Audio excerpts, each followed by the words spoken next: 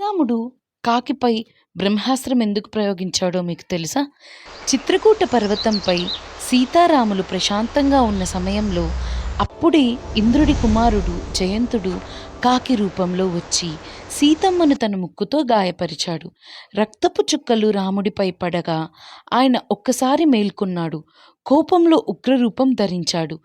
విల్లు లేకపోయినా రాముడు ఒక సాధారణ దర్భ గడ్డి పరకను తీసుకొని దానిని బ్రహ్మాస్త్రంగా అభిమంత్రించి కాకిపై సంధించాడు. ఆ అస్త్రం నుండి తప్పించుకోవడానికి కాకాసురుడు ముల్లోకాలు తిరిగాడు. ఇంద్రుడు సహా దేవతలందరినీ ఆశ్రయించాడు. కానీ ఎవ్వరూ కాపాడలేకపోయారు.